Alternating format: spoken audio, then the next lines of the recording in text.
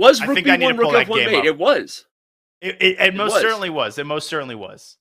Okay, it's just, when I'm seeing mates on the board, you have to be You like, just Danny, you're never know. crazy, or I mean, You're okay, we definitely not crazy. we That was see it nuts. ultimately. We do see it ultimately go Magnus Carlsen's way. He wins. He wins that game. Has a 2-game lead to start the first half here of our 5-1 portion. And I'm got to catch my breath. John, you take it away. Oh my God. I'm still processing what just happened there. Magnus with the unsound exchange sack. Gukesh refuted it perfectly, Danny. And I thought he was going to win when the queens were about to get traded. I think his mistake there was to trade queens in the wrong version. He let Magnus's bishops get too active. And I think the main concrete mistake was, remember when he recaptured the queen with his D pawn? That let the light squared bishop get active. And that was the reason Magnus didn't have enough comp in the first place, is because his light squared bishop was bad. Once they got active, things got very difficult from a practical standpoint. A heartbreaker for the Indian prodigy there. Completely agree. Magnus is eating a banana. Does that mean it's banana time for all of us? I don't Magnus have a put banana, Magnus put more than half a banana in his mouth right there. That was that was banana time for all of it. We're all doing it. Oh my God, you just like unfurled. You just uncorked a random banana that you just had next to you. I always have bananas Only around Danny in Wrench. case Magnus says it's snack time. If Magnus eats a banana, everyone eats a banana. Hey, everybody at home, go get yourselves a banana. Good potassium, great for you. Thank you, What if Magnus, for Magnus that pulls cue. out a dragon fruit? Do you have that nearby too? You don't know what I have in the studio. Let's just say it's a bag of tricks. Not more than Beth Harmon wigs hanging around here. All right, so we have another Berlin, a different move order than what we saw in game 2. Or it was game 3. No, yes, it was game 3. The second time Magnus had white. If you're just tuning in, Magnus started the match with D4, switched to a Berlin in game 3, and now in game 5, we see another Berlin for the world champion. I like to keep track of the storyline of what the openings are. Kind of tells us maybe sometimes what we're going to see, Danya, as the time controls get faster. We said Magnus would try different things. He would poke around. We've seen D4 and E4 played. Yeah, and I actually think this is a huge game because in the blink of an eye, it's now a 2-point lead. That was a 2-point swing right there. Gukesh wins the game. It's still a tied match. A draw here would go a very long way towards stabilizing things going into the halftime break of the 5-minute portion. A loss and the train, the Magnus train will start to leave the station. Talk about how hard that is as a player. You played chess at a pretty high level in your career, Danya. I don't know if you knew that. You're pretty good at chess. How hard is it? It always sounds easier said than done to say stop the bleeding, right? That's the phrase we were both given by our Soviet trainers. You don't want to lose more than a couple games in a row. But psychologically, you want to win when you're down 2 games. So how hard is that to gather yourselves, make the disciplined decision, which is you're black, and you need a draw, despite being down 2 games, just focus on what's in front of you? It's super hard. And again, I want to be more sparing in my sports references, but I really think this is a good analogy. You see basketball teams when they get down, the less disciplined teams just start jacking up really bad shots. They start shooting 3-pointers, and they don't run their plays because they're trying to do everything at once. And it's so easy to try to do the same thing in chess. The other problem, Danny, is in a Swiss tournament, when you lose a game, you normally get an easier opponent. The hardest tournaments to come back from are matches and tournaments like the U.S. Championship, where you lose a game against Onishok and you get Hikaru Nakamura in the last round. Right. Here, you lose a game against Magnus Carlsen, and in the next round, you get Magnus Carlsen. And after that, you get Magnus Carlsen again. Hey, who do you get after that? I don't know. Maybe like Magnus Carlsen. No, that might be the case, yeah. You're right. It's the definition of out of the frying pan into the fire, right? Playing a match against someone like Magnus Carlsen. And so, it is something that I think chess players, it's one of the last muscles chess players really develop, which is that kind of emotional discipline, putting the prophylaxis, kind of the smart, unbiased decisions ahead of what you want to do as a human. But you're right. I think Gukesh getting a draw here, heading into the halftime break, as we call it, for the first 90 minutes of the 5-minute portion, probably the smartest thing he can do. Doesn't want to go down 3 games. And but he's in trouble. Again. But he's in trouble. He's just flat out. And look at this position. The knight is pinned. If you have to take on d2, white's bishop is so strong in the open board. Bishop c3, bishop takes g7 is a threat. Ugh. Yep. This is nasty.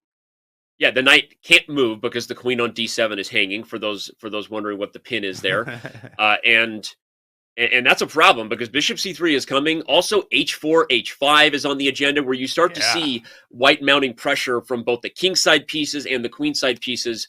Is when you have a problem, and that's, there's more than meets the eye in a symmetrical pawn structure. We kept talking about why Gukesh was playing for a draw. Maybe we were taking for granted that that's because he was playing in Berlin, and that is a position where usually black has decent holding chances. But this is not the kind of Berlin you want. White has all the pressure. And Gukesh has a minute 20. I don't know how he's meeting bishop c3. Magnus holding that move in reserve. Instead, he's lifting the rook up to f4. And of course, if you have to play the move g6, and I think Gukesh will, that means you create this massive gash on the king side that white can occupy with his queen. But okay, Magnus just goes for the e-file. Very positional approach here. I love that. What a switch right there. It's the only open file on the board, which means whoever dominates it will get access to all the other things that matter. This is such an interesting switch from Magnus, giving up the pin, because rook e4 was also possible, and there was no rook e8 for black. White could trade and win the knight. But I really like his awareness that the e-file is now the most important thing to control, and that's what Carlsen goes for. And I would contemplate going back to g4 now that there's a massive outpost on e6 for the rook. So queen g4 and rook e6 looks really pretty.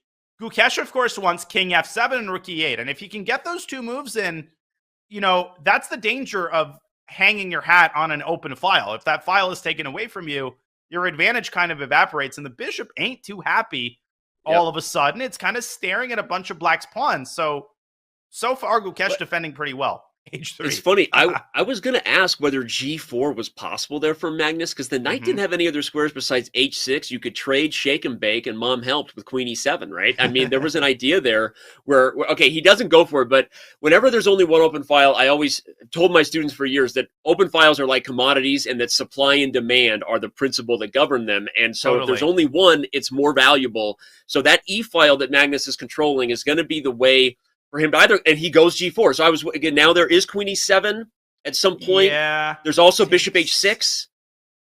So rook e8 is kind of a semi-threat right now. It's not a real threat as long as the rook is protected by the bishop. Maybe bishop c3 is a good compromise move. Magnus shifts his queen to d4. That's such a nasty move to face, Danny, because now you can't play rook e8 because the pawn hangs. And you could play f5 here, but I would never open up the long diagonal for white's bishop. So Gukesh just kind of has to hang tight here and try to find the right opportunity to go rook e8, which he's trying to do on the next move. Maybe rook e3 and rook f3 to keep the rooks on the board is what the doctor ordered here for Magnus. Yeah, and I'm still not sure he shouldn't have played queen e7. I mean, I'm not just doubling down on my commodities reference of supply and demand. I don't know that white's advantage is any bigger here than it was earlier, but still, hard to see how that knight improves. And that pawn on g4, we always say a knight 3 squares away from a pawn is dominated. We, meaning Robert Hess, the royal we. So we see those pawns dominating that knight on g7, make it really hard for black. I'm actually low-key surprised Magnus didn't try to keep the rooks on the board. Now, I think Gukesh, his position is still very nasty. Magnus still has long-term ideas on both sides, but at least black can play quickly. And black can rattle off a bunch of these moves, queen e7, king f7, and the margin of victory has narrowed considerably. I think Magnus's idea, Danny, is maybe to go c4 and b4 and a5, and ultimately to target the c7 pawn, actually. Let's see. Yeah, I agree. Although I was just sitting here mentally thinking about the fact that I also agreed with you that Magnus trading rooks didn't really feel like a way to improve the advantage, and the open file is no longer a storyline in the position. Black's queen owns it. So I like Gukesh's chances. If we had to say this position versus what it was 10 moves ago, black has a much better chance to draw, I think, from here. But I would still choose Magnus here. There's another idea, which is to play c3 and b4. Pretty common in these ideas. Posing an ultimatum. Either you trade and allow the outside passer, not an option. The knight is terrible at stopping corner pawns. Or you allow white to take on a5 and create a long-term weakness that's on a dark square. Gukesh defending very well, though. h5, trying to create weaknesses that he can attack on Magnus's king side to deflect his attention from the queen side. I like it a lot, and Magnus has to be careful. If you misstep, you bring the king up. Is black striking with things like f5? You create, and the knight starts to get into those squares. So I'm white is still in the driver's seat, but if Gukesh opens up the king side, it would even be worth, let's say, an imaginary pawn, because if he can get a draw, get a perpetual check against the white king over there that doesn't have defense, this is what Gukesh needs, and the time pressure is starting to become real here.